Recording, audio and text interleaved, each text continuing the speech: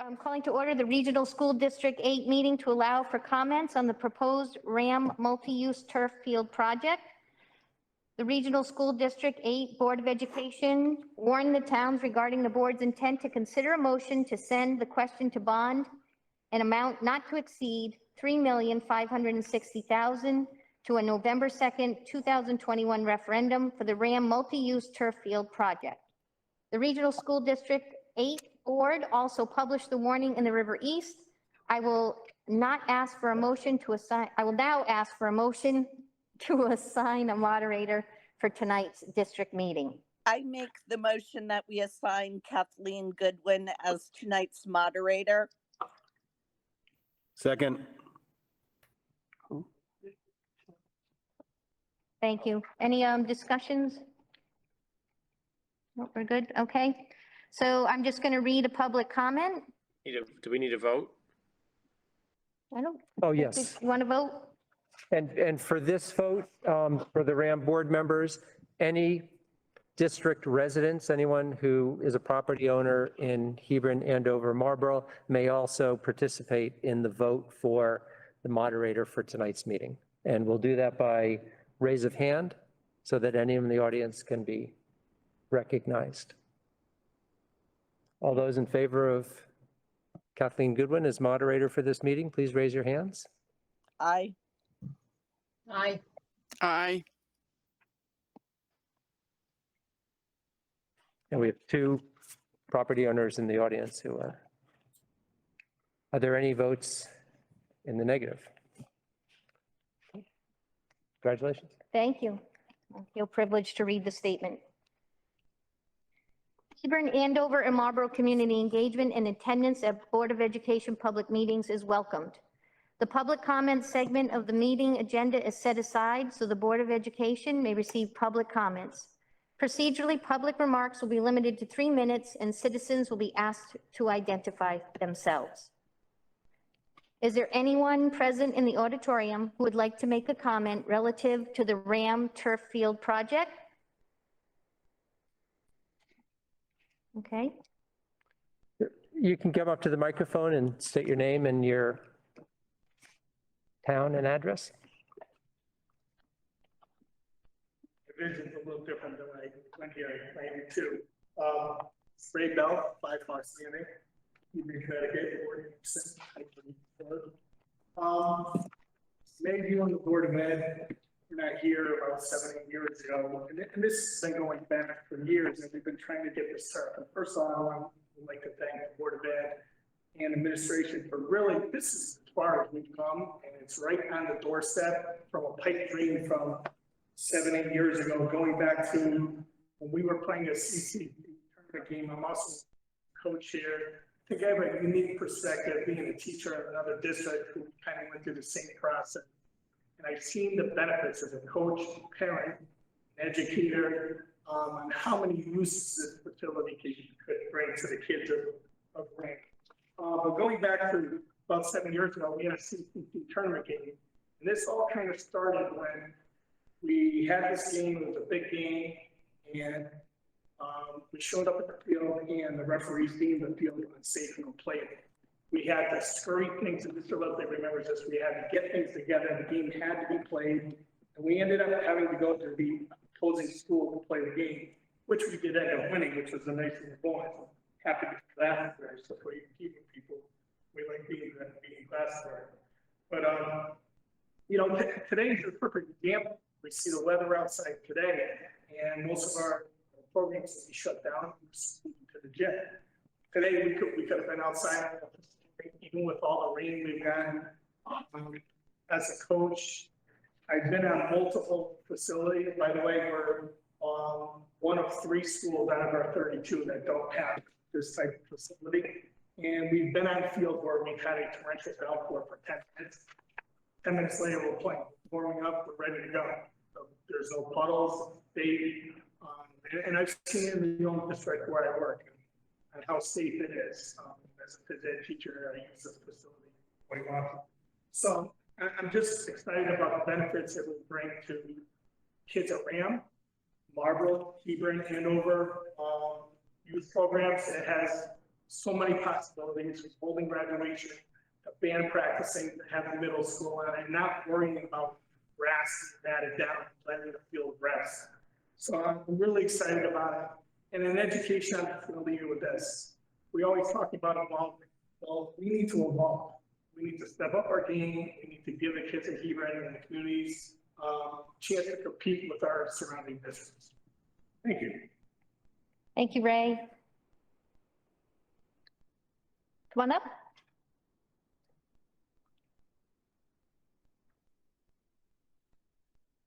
Good evening. I'm Michael Humphreys from 30 Heritage Drive, Connecticut. Thank you for allowing me to speak your support for ability. I'm currently coach at the high school boys lacrosse team. As a coach and a parent in town, I strongly support the investment in our children's athletic future with this project. Our current facilities are inadequate. Being one of the last districts to go to a turf field has put our athletes at a disadvantage. As a coach, we consistently preach to our players they should practice like they play. Currently, we cannot do that. As a coach, we try to utilize all the time we have, especially in the preseason when the weather is the worst, to prepare our players for the upcoming season. Imagine starting your season conducting tryouts, team practices in the in the basketball gym, out in the parking lot, or on the tennis courts, or even in the front field in front of the school there, like we've had to do in the past when the field becomes unplayable. With weather conditions, when the weather does cooperate, we find ourselves practicing on a small, overused, unlined field that is shared by many other sports programs in town. By constructing the new turf field, we would be able to practice outdoors during inclement weather, maximize instructional time with increased flexibility, provide a better atmosphere for all our student athletes. The Board of Education's mission statement is to provide the students athletes with a safe and reliable environment. Unlike natural grass, turf fields are consistent. With natural grass, there are many variables that can and will change how the game is played and its relative safety. With a turf field, those variables are eliminated and our players, coaches, and officials can focus on the game and not worry about the field's conditions. The turf field will greatly reduce the strain put on all our athletic programs. With the multi-use turf facility project and the lights, we would be able to host night games that would overwhelmingly enhance the experience for all our players. Currently, we play most of our home games at 4 p.m. for varsity and 6:30 p.m. for JV games during the week. Right? Many of our parents have to miss some of these games and can't get out of work early. The JV games, many of those in the early seasons are canceled due to not being able to see the safety of the game is called by the officials. Right? Also, one of the other issues that we have is the safety of using the lacrosse field while track practice is being conducted, especially behind the nets, shooting the balls, the long jump, the distance throwing areas. So with this project, the lights and netting will allow for a safer, more flexible use of the area that will benefit a number of programs all at the same time. Right. In closing, a new turf field is a necessity to our community. Yes, it will cost money, everything does, right? But it is an investment into our community and children. As a coach, this project gives us a competitive edge that we are currently lacking with our inadequate facilities. As a resident, this project upgrades and makes our school districts more attractive to others. And as a parent, this project gives my future RHAM Raptors the facilities they deserve. So thank you for your time. Please support the project and stay safe. Thank you, Michael. Would anyone else like to come up?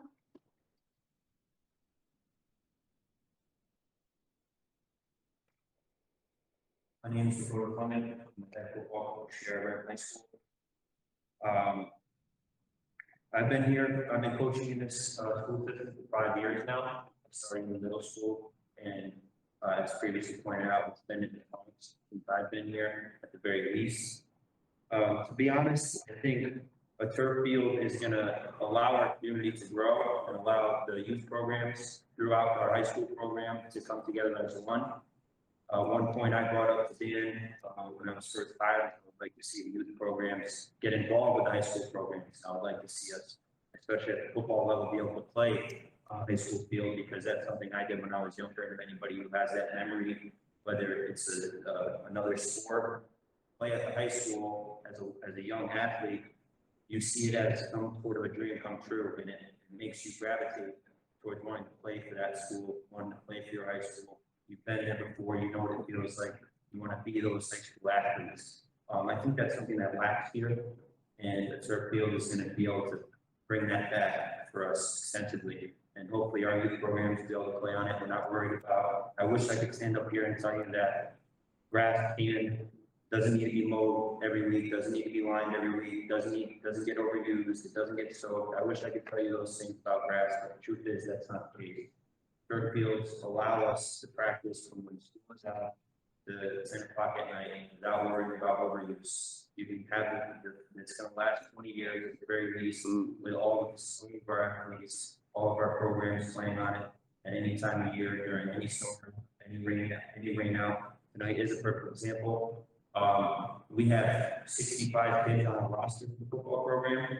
I'm averaging 58, 59 at practice a day, and I can't house them in the high school gym, and I don't want to send 30 kids home and tell 30 kids to come to practice. So tonight, as a group, we can't do practice, but if we did have a turf field, we'd be practicing on it right now. There's no doubt about it. I'm not ashamed of practicing in the rain. I'm not afraid of it because we do play in the rain, especially when other teams have turf fields. And today would just be an example and an opportunity for us to prepare for that day.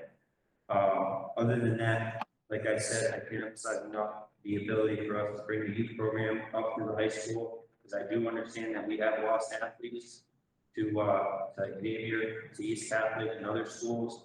And I don't think academics is the problem here. I think everybody here, I've seen the homework, get a great education here. Some of the questions I couldn't even tell you the answer to. So I think part of that is our athletics, and the turf field is going to help keep those kids that decide to go to Xavier, Glastonbury, East Catholic, or wherever it is they do go. It's another argument for us to keep them here. Thank you. Thank you, Dakota.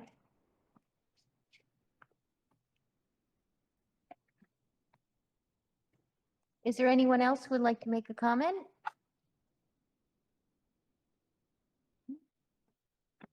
Okay, We can ask if there's anyone virtual. yeah. Is there anyone virtual who would like to make a comment?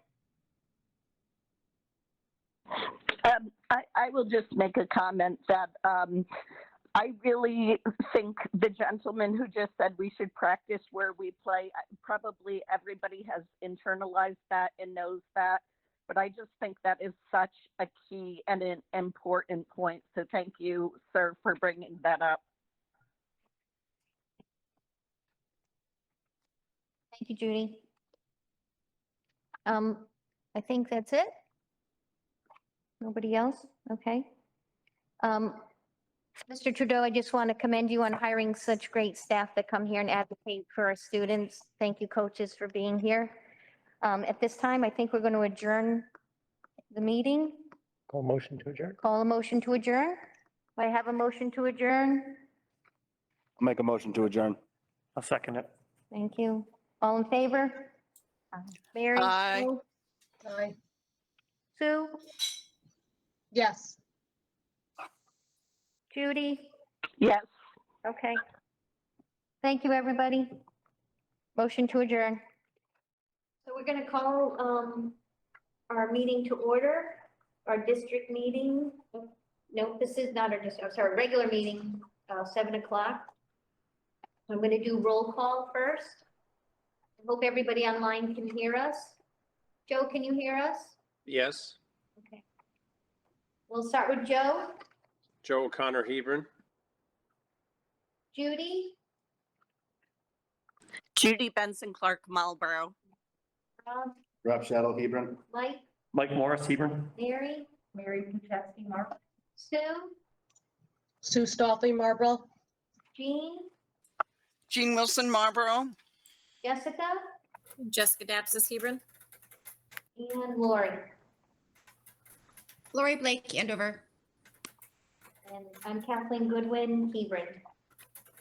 So please stand for the Pledge of Allegiance.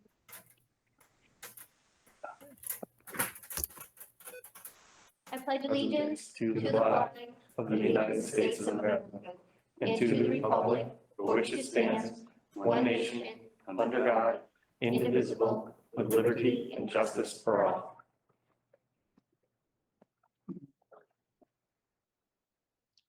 Public comments?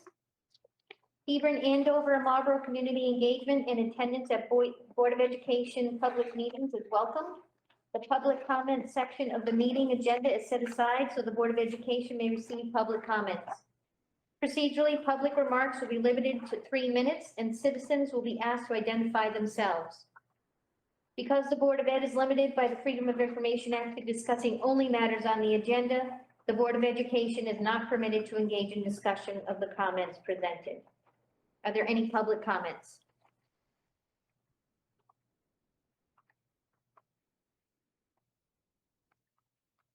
Okay, hearing none, you can. It's my pleasure this evening to introduce a new member of the RAM family. Trisha Dean is our new board clerk. This is her first meeting, so she's just getting to know us. So as we make motions throughout the meeting or second a motion, if you could also state your name, that would be very helpful for Trisha as she puts the minutes together. So welcome aboard, Trisha. Welcome, welcome. Okay, number 4, since there's no public comments, we'll move on in the agenda. Number 4, add or delete agenda items. I make a motion to, or I'm asking for a motion to move, or do I need a motion, Scott, or can I just move it? Yeah. So a motion to move item number 9.1, which is discussion and action regarding the multi-use turf field. To move that ahead in our agenda to that would become number 5. Is that okay? I need a motion. I'll make a motion to move 9.1 multi-use turf field project to number 5. It's Rob Shadow. Mike Morris, I second it. Any discussion? Okay. Want to vote? Judy?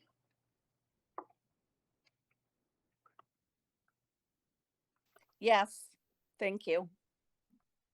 Rob? Yes. Mike? Yes. Mary? Yes. Joe? Yes. Sue? Yes. Jean? Yes. Jessica? Yes. Lori? Yes. And I'm a yes as well. Motion passes.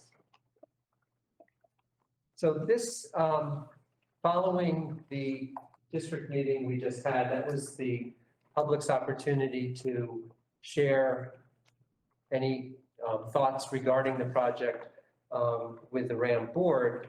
Really what the motions and the motions as they need to be read appear in the board minutes. And these are reflective of 9.1B in your packet, which has the complete resolution. Essentially, what these 2 motions will allow us to do is to send the question of moving the turf field to a referendum on November 2nd, 2021 in each of the 3 towns. So we would need someone to read the motions as stated in the agenda. Would anybody like to read the motions as stated in the agenda? Again, I don't mind. Okay, Rob? Do I read both or just one I and think we have to then do one and then. One at a time. one and then a discussion? All right. Resolution to appropriate $3,560,000 for the installation of a new turf field, track, and lighting at RHAM High School, and to authorize the issuance of bonds, notes, or temporary notes in an amount not to exceed $3,560,000 to finance the appropriation. Do I have a second? I'll second. Was that Judy? Yes, thank you, Judy Benson Clark Marlboro, and hello to our new person. Thank you for doing this. Any discussion? Okay, I'll call a vote. Judy? Yes. Rob? Yes. Mike? Yes. Mary? Yes. Joe? Yes. Sue, Yes. Jean, Yes. Jessica, Yes. Lori, Yes. and I'm a yes. Motion passes unanimously. We have a second resolution that needs to be read. Would somebody like to make a motion reading 9.2 as written in the agenda? Sure, Rob will. Resolution to submit to referendum the resolution to appropriate $3,560,000 for the installation of a new turf field, track, and lighting at RHAM High School, and to authorize the issuance of bond notes or temporary notes in an amount not to exceed $3,560,000 to finance the appropriation. We have a second? Mary second. Any discussion? Okay, hearing none, I'm going to call a vote. Judy?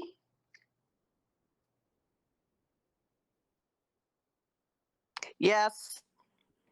Rob? Yes. Mike? Yes. Mary? Joe? Yes. Sue? Yes. Jean? Yes. Jessica? Yes. Lori? Yes. And I'm a yes. Motion passes unanimously. Well, congratulations. We're sending the question to referendum. Just some directives moving forward. So this officially puts us into the quiet period, during which no district funds, nor any of us in the formal capacity of our jobs or positions within the school district can promote the project. So anyone can promote the project off-site as a parent, as a coach of a youth organization, but as board members in our official capacity, we're no longer able to promote the project through the referendum on November 2nd.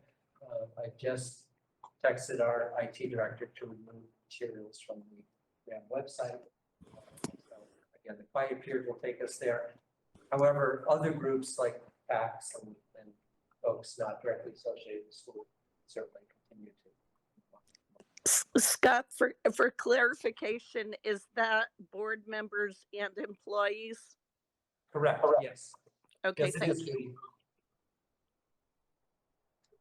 So congratulations, and I'd like to thank the Board of Ed for its hard work, specifically, of course, the Facilities Subcommittee with Joe and Connor leading that, of course, and I know Joe put in a lot of time, and I want to recognize Joe's efforts on behalf of the RHAM community, and also to the Board of Education for working collaboratively and demonstrating our support by unanimously voting this forward. So yes, like Scott said, congratulations to the Board of Ed. This is a great time for us to be board members and a great time for us to support our community and to support our RHAM systems. Thank you. Kathleen, I would like to extend my thanks to all the RHAM staff that certainly supported this, but in particular, Joe, Connor, he and I were road warriors, getting each of the Board of Selectmen and Board of Finance meetings, which a lot of other board members did as well. Joe, though, had stepped up to the plate and presented each of the lengthy presentations and really was on the firing line for making the presentations and answering questions. Did a beautiful job, represented the rest of the board very well, represented RHAM very well, and so it's a pleasure to work with you over the last couple of weeks. Thank you for all your efforts. Thank you, and thank you all the other board members. You guys all did a great job. This is a team effort, so I appreciate it. And Scott, just one quick question. We can write letters as individuals in newspapers, correct, promoting the project? Yep, as long as you don't reference yourself as a member of the RHAM or write it as representing the RHAM Board of Education. That's correct. Okay, thank you. And thank you for all your hard work, Scott and Kathleen, your support. Appreciate it to everybody. Scott, thank you. Thank you for leading us, for being the superintendent, and to our administrative team that is here. It's a pleasure to serve, to work with you guys. This is awesome. I feel like we should applause or cry or like, or what? November 3rd, yeah. Yes. November 3rd. Okay. Intro. Well, this is the first start, so I'm feeling pretty good about this. And just to, so there's another not quite as thrilling piece of agenda 9.1 that we also need to look at. You're not going to want to applaud after this, although it's just part of doing business. So if you look at 9.1A, when we moved forward with the turf project, we contracted BSC and Tall Timbers Marketing, and the board approved an amount for Tall Timbers Marketing not to exceed $6,940. Tall Timbers was instrumental in helping put together the PowerPoint presentation. They developed and printed the newsletter and the postage to send that newsletter out to towns. Because we don't do postage anymore, everything that we do for the most part is all through email and digital communication. We no longer have a nonprofit postage license. And so as a result of that, the cost of sending the newsletters home exceeded the cost that you approved by $540. So I'm asking for a motion to allow us to pay Tall Timbers Marketing the extra $540, which covers the cost of the postage fee that we don't have the nonprofit mailing license and nor did they. So based on Scott's explanation, do we have a motion to allow $540 to go to Tall Timbers Marketing to pay for additional? And just to add to that, it would come from the drainage project in the capital fund. So we have the money there. It's not coming from the operating budget. It's coming from the what was originally allocated to address the competition field. So, Okay. Anyone want to make a motion? I'll make the motion. Mike? Mike.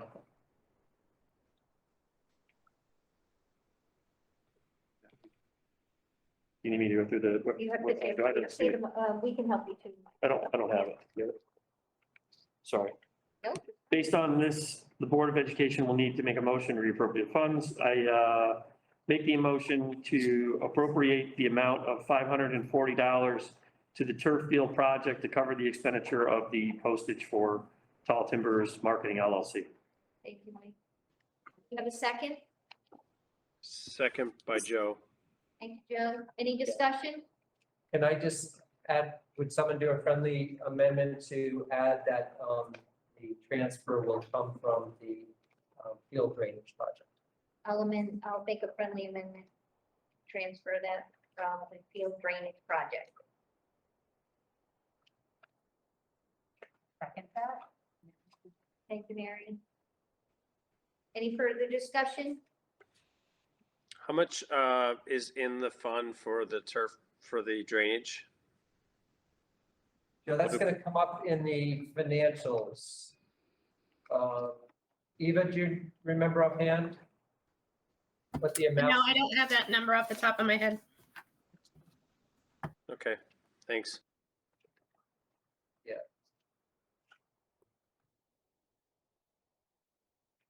Okay, I'm gonna call a vote then. Judy, Yes. Rob, Yes. Mike, Yes. Mary? Yeah. Joe, Yes. Sue, Yes. Jean, Yes. Jessica, Yes. Lori, Yes. and I'm a yes, motion passes to move the funds for postage. Thank you.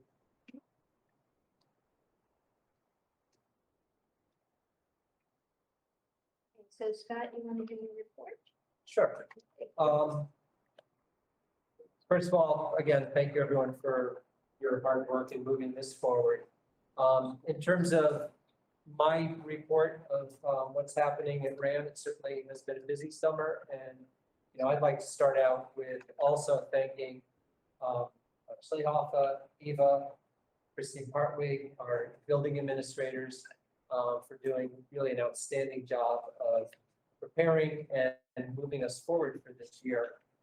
We all thought that this was going to be an easy year compared to last year, and I can promise you it's turned out to be just as challenging, although exciting to be welcoming back our students. We will be spending some time this week with our new teachers. Wednesday and Thursday, we will be hosting 7 new teachers for our new teacher orientation. Dr. Srusi and Darian Bell have been welcoming middle school students to the middle school walkthroughs so that parents and students can get used to the new building. On Thursday, we'll be hosting our incoming freshmen for our 9th grade orientation. Our seniors will be returning to paint the wall in the senior study area. So a lot of the things that we weren't able to do last year, we're very happy to be able to do this year. Mr. Trudeau is welcoming back all of our fall sports, and so we're excited to be hosting a full sports season. We'll be welcoming all of our teachers back a week from today on Monday for 3 days of professional development, and the focus of that is going to be student engagement and bringing all of our students back into the building. We are most interested in making sure that we do what we need to do to ensure that we engage those students and get them back into full in-person exciting. The first day for students is Thursday, September 2nd. We'll be welcoming 385 middle school students and 836 high school students. The building administrators have been sharing information with parents for the last 3 weeks. So we've been doing we started our Friday updates earlier this month so that our parents and students have access to all of the new information and the new mandates that we're all working with, and even as I speak, trying to fully understand. I'm sure that you're all familiar with the fact that we're working with 2 executive orders from the governor. One is the in-school mask requirement, which is in effect through September 30th. And then just at the tail end of last week, the governor announced that all school staff must be vaccinated by September 27th. We're still trying to, we're still waiting for the details of what exactly does that mean? What are the options for a teacher who decide or makes the decision not to get vaccinated? What will the testing look like, and under what circumstances can they do that? So, I think the messaging that we're sending home to parents and students is very specific about what the school year will look like, but there are still some open-ended questions that we have, and we're hoping that the state's going to give us that guidance this week so that we'll be able to have a place at the beginning of school. One of the challenges that COVID-related challenge that when I say we're all dealing with, not just RHAM, but districts across the state, is the challenge of hiring and filling vacant positions. We've been very fortunate in filling our permanent positions, yet we have some long-term subs that we're having some challenges filling. We have some non-certified staff that are a challenge for us. And I think universally across the eastern part of the state, finding bus drivers is a significant challenge. So we anticipate that we're going to have to combine bus runs. It'll be more of a challenge for teachers to get buses for field trips, for their own buses for athletic events. So hopefully, as we move into the school year, more people will be willing to embark on that area of work. But right now, as we stand, it can be a challenge to fill all of the available positions. In terms of some updates, and I shared this with the board earlier this summer, but some of the capital projects that we embarked on, the air conditioning for the head end room, the auditorium lighting control room, high school locker rooms, training room, the offices. Currently working on engineering those plans. That'll go out to bid in the fall, and then the plan is to do those installations during the vacation. Middle school blue and orange orange stair tread replacements. We're waiting for some backlog materials due to COVID impact on manufacturing. The 316 field lacrosse fence. If you haven't driven on campus or if you've been driven by, make sure you drive by Wall Street. We replaced the net with the 25-foot chain link fence. It looks spectacular. Nice job. We completed phase 3 of the security camera and server updates, and we completed a total of $80,000 of monthly installation. So busy in the area of facilities. Our custodians worked tirelessly this summer and building this building. Those of you here, you can appreciate the shining floors and just really how nice everything looks. It's raining a bit hard now to fully appreciate how nice the outside of the building is, but they've done a good job this summer.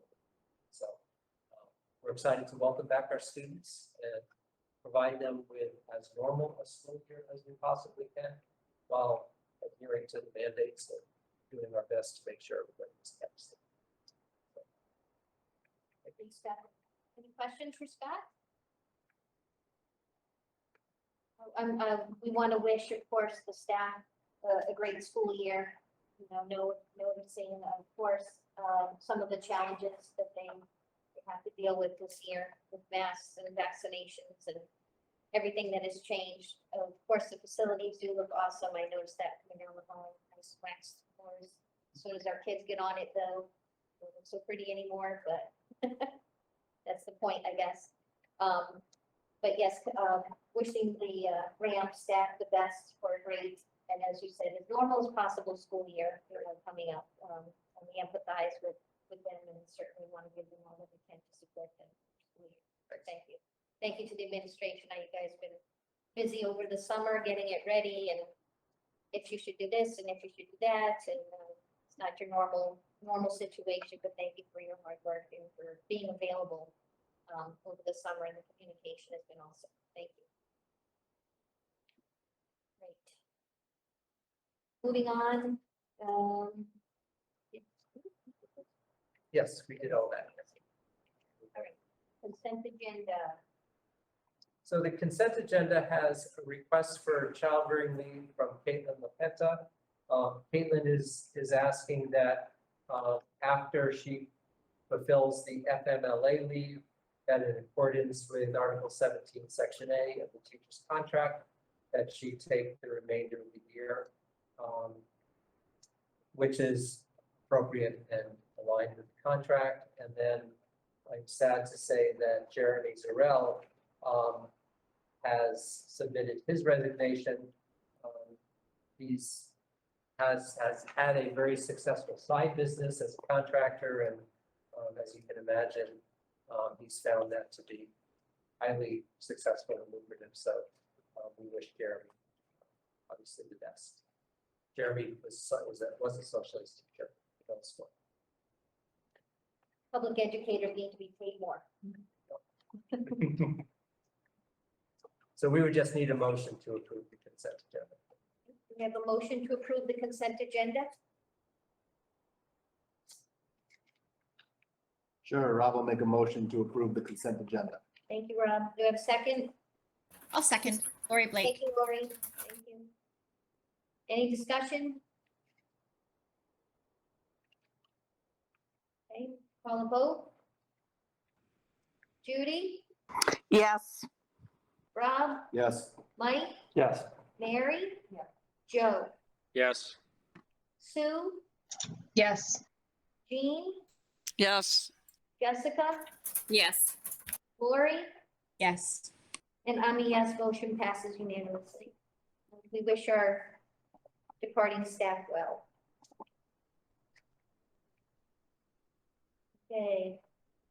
Moving along, old business, we don't have any. We're up to financials, You Scott? got it? Yep. All right, 9.2 9.2 financials, is that Eva? Good evening, everyone. So in your packets, under 9.2A is where my part starts here. So we are focusing in on the end of year last year. Oh, and before I start, to answer Joe's question, there was 63,000 left in the field drainage project. So we are focusing in on last year's figures since it's year end, and I need to do some transfers to get that in for the audit. I'm just going to start off the bat here. So it was a COVID year. We had basically remote learning. So there were times that we weren't using certain things, such as transportation, decreased tuition costs, and other items that leaves us with a projected net positive position of $1,056,000. Oh, I'm sorry, $1,056,127. Sorry.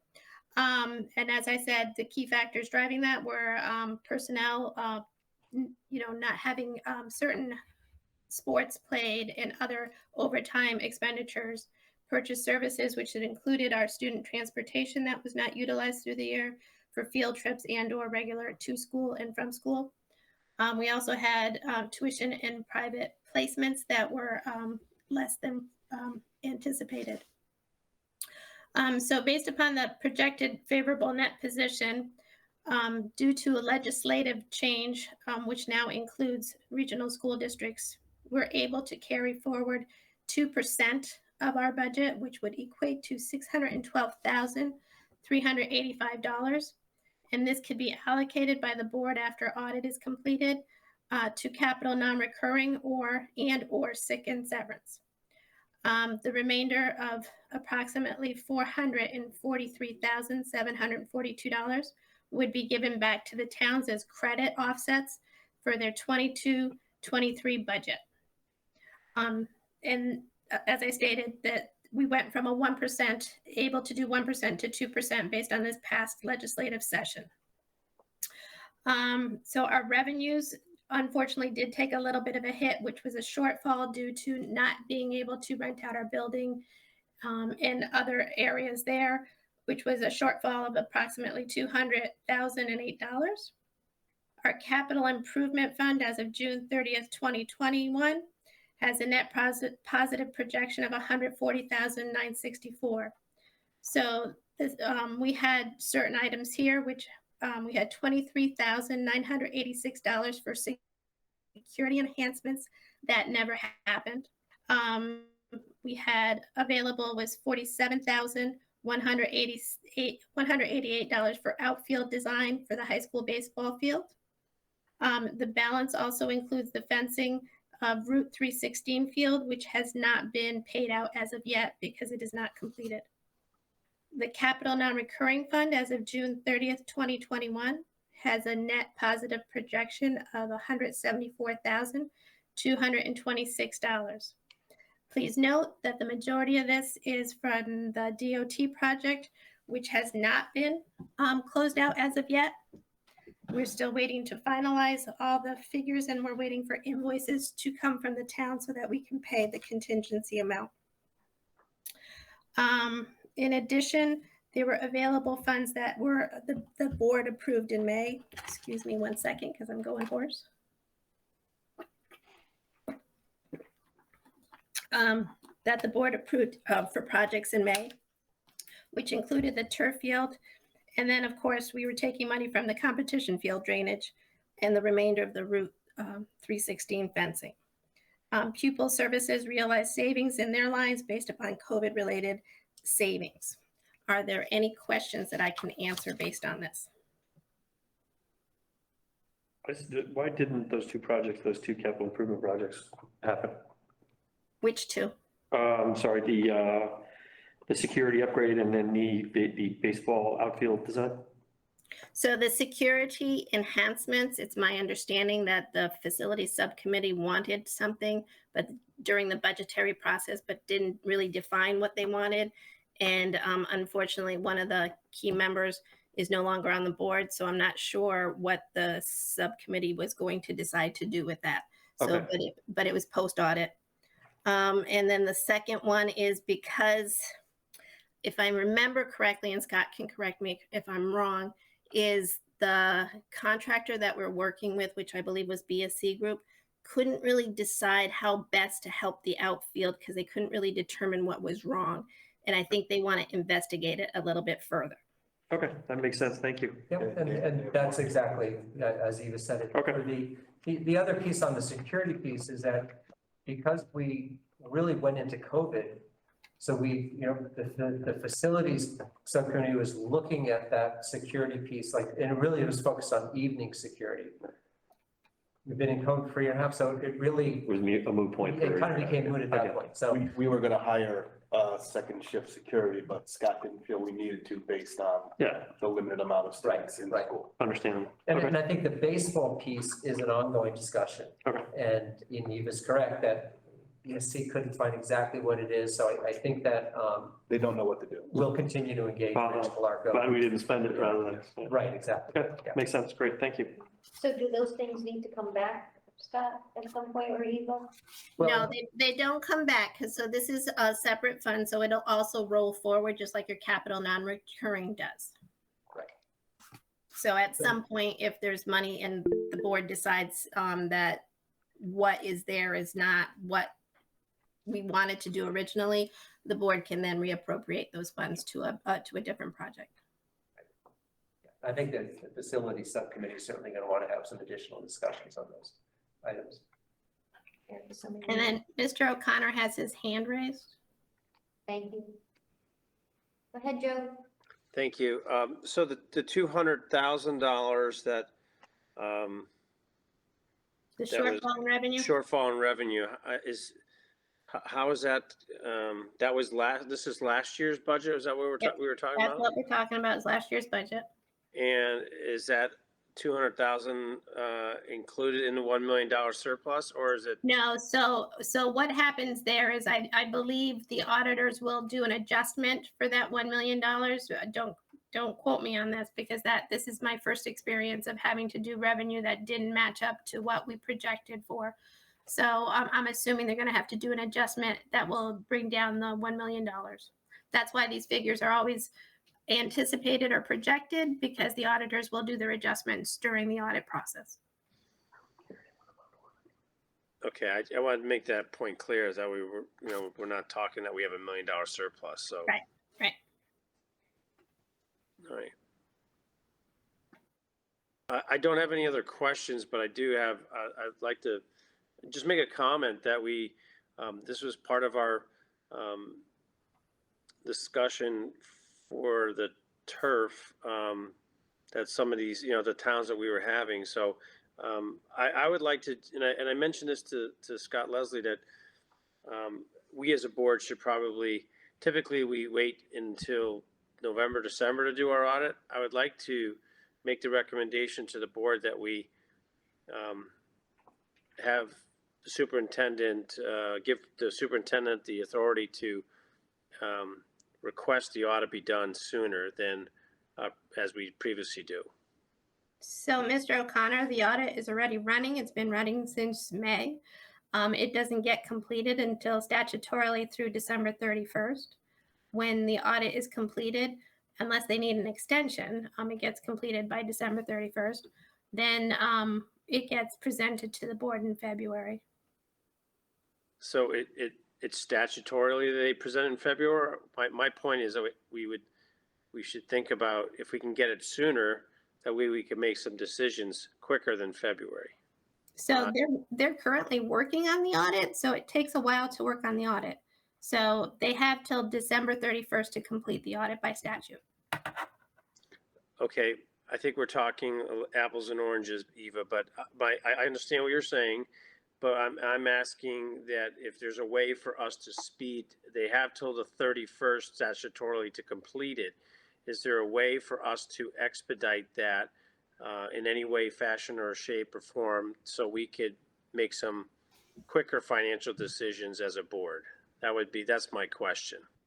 I don't see how there is a way to speed it up because they have to review all our books and there's certain things that they're waiting for, one of them being the state statute report that has to be filed by September 1st. There's also new guidelines that they have to look at other items. So there's lots of things on the table. So, and like I said, annually they start it in May and they keep going through that time process. So I don't think there's a way to speed it up.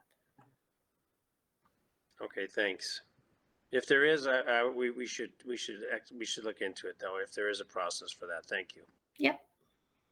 Just to be clear, the reason that I think Joe's asking about this is that the timeline, anticipating a positive result from the referendum on the turf field, that there's a pretty tight timeline to execute, to go through the steps post the referendum to execute all of the key steps to get to the timeline where we could actually break ground at the earliest time, call it next summer, so that the field and the facilities that we're paying so much money for are available for the following season. I think that's, correct me if I'm wrong, Joe, but. No, that's right, Mike. And really it would be it's also the bonding, you know what I mean? So let's just hypothetically say we have, we'll use the number 900,000. If we have that surplus, there was some discussions. Right. I don't think all the board members were involved in all of the meetings, but there's definitely been some sidebar discussions from the town, trying to make it, cost neutral or, to the taxpayers. So this would be, I think that we've, last year returning funds has been a very good show of faith that we want to work with the three towns, and that this discussion came up in several towns, so that's the reason why, if we could make a decision sooner, if we do have a positive vote result, that will help us make some decisions, I think, with the three towns, engaging them into, hey, we have this money. Maybe we, instead of borrowing, whatever the 3.5, it comes in at, whatever the number minus that, because correct me, Scott, if I'm wrong, once we do bond, we can't pay the bond off, correct? That's correct, Joe. Though in the projected timeline, the audit will have completed prior to all of the discussion that we're having now. So, we're looking at final design in March, bidding in April, bid award in May. So we're not going out to bond until May anyway. So, Okay. So I think, Joe, I think that even with the current timeline, it's gonna work very well with this. And so that if we have the money, we'll have the opportunity to have this discussion for the towns to, or the board to make their own recommendations for how to use that money to impact the bonding amount. That's great. I did not know that, but thank you, Scott, for that explanation. Appreciate it. And then legally, you guys can only keep 2%. So anything above 2% needs to go back to the towns. So that's up for the towns to decide how to give you back that money. So in essence, the 2% is a credit offset to next year's budget. So, anything above 2%. Yep, understood. Thank you. Okay. All right, are there any other questions on the operating budget? Okay, so hearing none, I'm moving on to food service. So in the packet 9.2B, you will see the whole year's worth of the food service. You have income and expenses there. And there is an anticipated, again, we're waiting for finalization from the auditors, that there is an anticipated loss of $111,928.61. Are there any questions on the food service?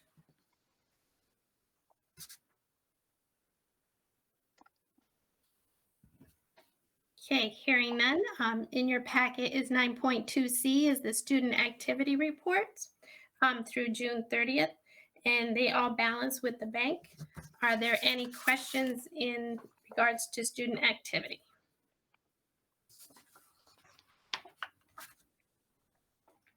Okay, hearing none. The transfers in your packet are 9.2D. These transfers are transfers that need to be motioned or action is required by the Board of Education to finalize the year in order to ensure that object codes are not overexpended. I am presenting these transfers for you. There are 4 transfers. Entry 216 for $2,919. Entry 220, which is $4,827.28. Entry 232, which is $3,260.14. Entry 234, which is $227,042.73. So for a grand total, the motion can include the grand total, which is $238,049.15, needs to be approved by the Board of Education. The largest transfer, which is entry 234, is a year-end transfer where historically available salary lines and benefit lines are transferred up to unallocated personnel. Are there any questions that the board may have before making a motion? Eva, I don't see that document on the Google, in the folder on Google. Unfortunately, it didn't get put into the Google Docs, and I'm not sure why, but it is in the paper handouts that were mailed or handed out. Well, you're not there, so yes, they were handed out to everyone this evening. So they're in the packet, but they're not online. Okay. Okay, thank you. Lori, do you need anything since you don't have it in front of you? No, I just, like to see it as well as hearing it, but that's okay. Eva, do you have anything else for us? Nope, that was it. Okay, so do we need to make a motion? Yes, you do. All right, so would somebody like to make a motion for the 4 transfers? Should we do them separately, Scott, or can they be done all together? Eva, am I correct that we can do this as one You motion? can, yes, you can do them as one, as long as you reference all the entries. So there's just 4 entries. I can do it. Great. Swank. Make a motion that we approve the following 4 transfers. Entry 216 for $2,919 for the change in the priority of year end. Entry 220 for $4,827.28 for change in priority of year end. Entry 232 for $3,260.14 for change in priority year end. And entry 234 for $227,042.73 for year end transfer to unallocated personnel. The grand total of the aforementioned transfers being $238,049.15. Thank you, Mike. Do we have a second? Seconded by Joe. Thanks, Joe. Any discussion?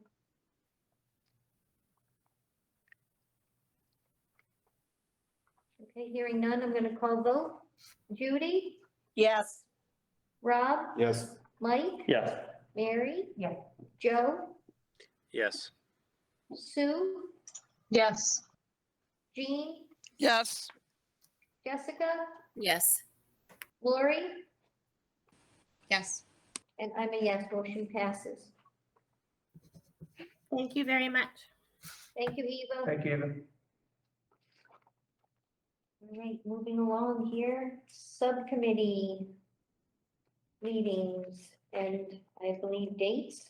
So, yeah, I guess with our subcommittees, right now, certainly the most active subcommittee for good reason has been the facility subcommittee, which will need to meet again soon. But I think we got off of the schedule a bit and partly because during COVID, there wasn't a lot to do with a lot of these subcommittees because a lot of our emphasis was placed elsewhere. Obviously, we're going to have a change in subcommittee membership after December with a slate of new board members coming on. So I guess my question, would you like Jan and I to take the subcommittee schedule from last year and just move it forward? And then we'll keep those meetings that, we find are necessary. And if there's a subcommittee that doesn't need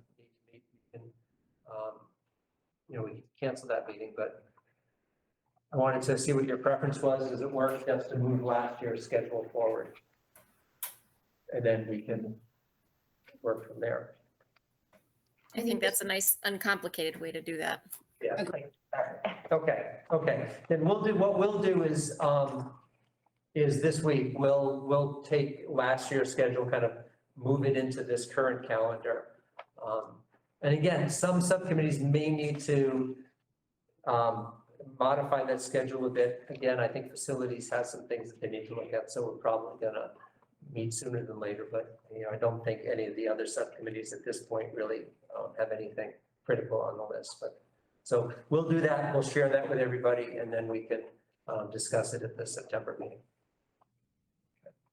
Any questions for Scott on the calendar from the board? Any questions regarding what subcommittees you're on? Okay, Great. thanks, Scott. Reports from the subcommittees. Well, facilities, safety, transportation. I know you guys have been meeting and we now have a turf field project going to referendum. Finance and audit. I don't think anybody met. Negotiations will be going into executive session to discuss the non-certified contract. Policy did not meet. Program communications did not meet. Judy, do you have anything for us from? So, EastCon's meeting is always the day after our board meetings. So the last updates from EastCon was that they were watching mandates and worried about staffing positions, especially some of the non-certified positions. So that was that main update, and they're looking to really watching their budget closely as well. And that was fairly tighter than normal, but they had some COVID savings. And then as far as CABE, I should have forwarded you all an email today about the big CABE convention that many of you have gone to in the past. So that you should be receiving that. And then Mike and I went to the Water's Edge to a recent summer leadership. I got there early and stayed. I did not stay for dinner, but this is a plug for RHAM actually. So my daughter texted me during the workshop and she got her dream job offer for the fall. Her summer internship at EY panned out. So she asked to go to dinner. So when you're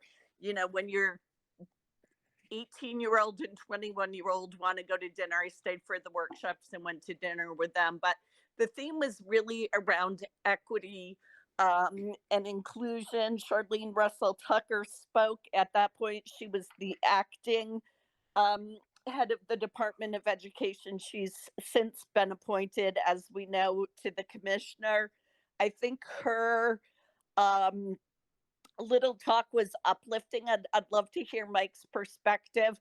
But, she basically said, we've got a lot of money coming into the state and we will find ways to move students and student achievement. And if districts are struggling, please contact her directly. So, it was a lot about being open to equity and inclusion. I happened to sit at a table of panelists and, they shared their perspective from another district. The state shared what it's trying to get minority candidates in or candidates teaching and other that reflect the student body better. Mike, do you have anything to share from that event? It was so great to see you there.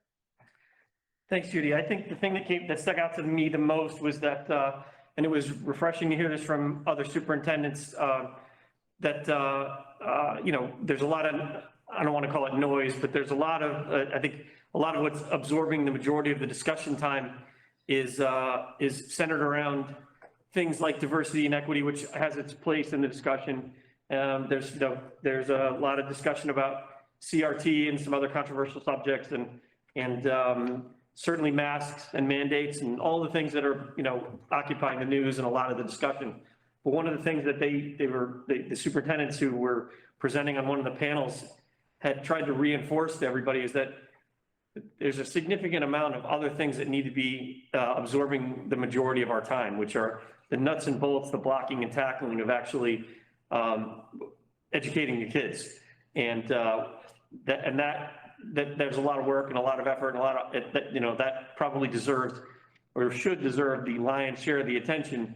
And so we, just to make sure that everybody refocuses on the idea that things like turf fields and staffing issues and finances and all, like I said, the blocking and tackling and nuts and bolts of running and managing a school don't get drowned out by, controversial subjects that deserve their appropriate amount of time, but don't deserve more time in the room than the things that, sometimes, someone might argue are very critical to actually being able to execute on a daily basis. So Yeah, Mike, that's a great point. And I sat with them and I can't remember the name of the Windsor superintendent and his chair, but we talked about that after. And one of the things he said on the panel is that he had some board members and folks going to him and saying, what about critical race theory and many things? And he said to them, basically, we're not touching it. And he's an African-American gentleman who very much believes in inclusion. But in his opinion, that itself was hot buttoned. He said that he would be, of course, always working for equity. But as Mike said, he didn't want to get off track on student achievement, student engagement, and all of those kinds of things that really mattered. So what I really heard him say was he would continue and would do that work, but he wouldn't, I think he called it foolishness or something, like unnecessarily get involved in something that didn't need to be an argument. Mike, is that kind of what you heard from him? Yeah, I think he just, like I said, he felt that, any one of these subjects can have their appropriate amount of time and attention, but it can't be the lion's share. It just can't be, all of the air in the room, because there's just too much other things to do that are critical to success, so. Thank you, Kathleen. Thanks, Judy. Thanks, Mike, for sharing, and thank you for going. Anything else about committees or that we've had? I think we're done with that, yes? And Judy, thanks for forwarding that information to the board members. Thank you, Kathleen. At this time, public comment?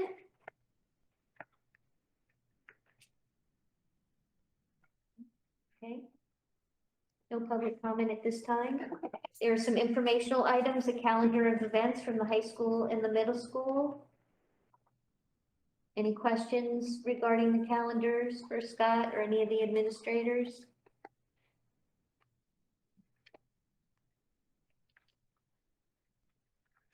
No? Okay. I just have one question. The freshman orientation is at 9 a.m. Is that what that says? On the 26th? Yes. Yes. I think it really starts at 10 and the registration is from 9:30. But, On the calendar, it says 9.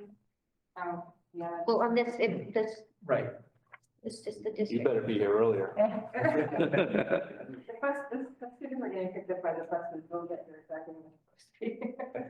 So is it supposed to be at 10 then? I believe so, to my recollection, I would have to pull it up, but I did get a question, but because I think that it was stated at 9 and it's really 10 o'clock, because I had sent out a parent memo and mine said 10 o'clock, and so let me just look here very quickly. Okay. So that just might need to be checked on the website too, because does this come from the website, Scott? Yes. Okay. Yep. Because yeah, you'll end up with a lot of parents here. I did send them the correct information, so, and I will send something out again before Thursday to make sure that it's. Thank you. Okay. Anything else? Scott? No. Okay, so at this time, we're going to end for a short amount of time to go into executive session regarding the discussion of the recently negotiated UPSEU contract. So we need a motion to go into executive session. You need a motion to go in executive session. What would I do without with Mr. Leslie? And invite me to join you. And invite Mr. Leslie to come. So do I have a motion to go into executive session? I make a motion to go into executive session and to invite Superintendent Scott Leslie. Thank you, Mike. Second? Thank you, Mary. We'll take a vote to go into executive session.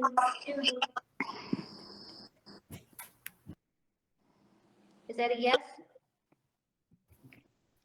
Judy? Yes, yes. Sorry. Rob? Yes. Mike? Yes. Mary? Joe? Thank you. Joe left. Yeah, Joe did. Sue? Yes. Jean? Yes. Jessica? Yes. Lori? Yes. And I'm a yes. Okay.